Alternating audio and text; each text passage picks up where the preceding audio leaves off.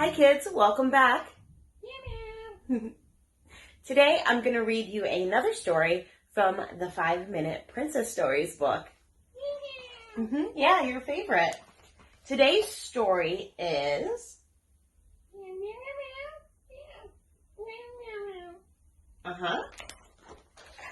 The Princess and the Frog, a Surprise Guest. I'm very excited about this. Are you excited, Jeffrey?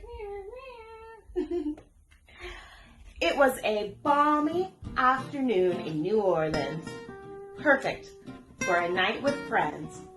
Charlotte, honey, Big Daddy LaBeouf called to his daughter.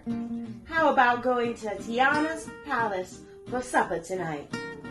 Oh, Daddy, that would be wonderful. Just give me a minute to change. A little later, Big Daddy and Charlotte drove off. They didn't realize their dog Stella was asleep in the back of the car. When the LaBeoufs arrived at the restaurant, a jazz band was on stage. Louis, the alligator, was playing his trumpet. "Charlotte, how are you?" Princess Tiana exclaimed. She was happy to see her best friend. "Big Daddy, would you like to sit with my mama and Naveen's parents?" "Why, I can't think of anyone better to share my supper with than Eudora and your in-laws," he replied. Soon, Tiana's family and friends were settled at a big table. The princess walked around the dining room to make sure her other guests were happy too. Meanwhile, Stella had woken up. The dog climbed off the LaBeouf's car and looked around. Immediately, she caught the mouth-watering scent of Tiana's beignets. Stella followed her nose right into the restaurant kitchen. "Looky here," shouted one of the cooks. "We have a visitor. Here you go, puppy. Have some of this gumbo. It's a new recipe." Stella eagerly tasted the dish. It was delicious. A moment later, a waiter threw her a large bone. The dog couldn't believe her good luck.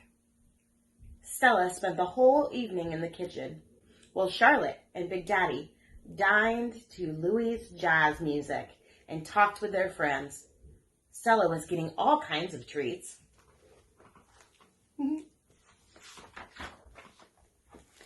Late that night, after the last jazz number had been played, all of the guests went home.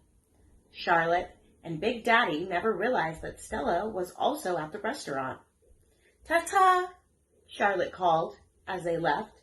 Eudora left with Naveen's parents. Turning to her daughter, she said, "I have never heard the band play quite that well, and that new gumbo absolutely delicious. I'll see you tomorrow, sweetheart." After Princess Tiana walked her family to the door, she went back to the dining room to finish cleaning up. A minute later, Louis and the band went to the kitchen for the evening meal. As they walked in, Stella began to bark. Grr, woof! She was terrified of the giant alligator. "Oh, now hold on, little dog," Louis spoke to Stella. "I'm not here to eat you. I just want a taste of the chef's new gumbo." But Stella was frightened. She kept barking. The kitchen staff and the band members looked at each other. They weren't sure what to do. In the dining room, Tiana and Naveen heard the barking. They rushed to see what was causing the commotion. Tiana recognized the LaBeouf's pet at once. "Stella, what are you doing here?" asked Tiana. "Don't worry. Louis is our friend. He wouldn't hurt anybody."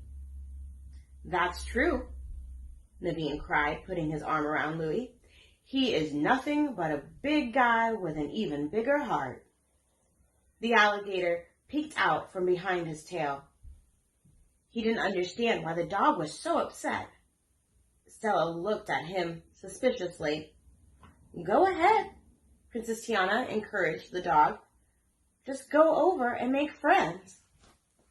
Cautiously, Stella walked towards Louie. The alligator stayed very still. He didn't want to frighten the dog all over again. "See, nothing to be scared about," Naveen said. Soon, Stella realized Louie was harmless. The dog wagged her tail, and then she smelled some delicious chicken. Tiana smiled. "Let's get dinner for y'all." The princess and the kitchen staff quickly put together a supper out of the evening's leftovers. Everyone went into the dining room. The staff ate while Prince Naveen played the ukulele. Louis picked up his trumpet and joined in song. Some of the waiters and waitresses began to dance. Stella didn't pay much attention, though. She was eating some of Tiana's beignets. A while later, the staff headed home. Tomorrow would be another busy day at Tiana's palace. "Come along, Stella," Tiana told the dog. "Time for you to go, too." The prince and princess brought Stella to Charlotte's house. No one had noticed she was missing yet. "Good night, Stella," Princess Tiana said, giving the dog a big hug. "Now that you know how much fun we've had at the restaurant, you should come by more often." "Woof, woof," Stella barked. She hadn't expected to have such an adventure that night. She knew she'd return to Tiana's palace the next chance she got. The end. Yeah, I like that one too. Well, thank you all for joining us. We'll see you the next time. Bye.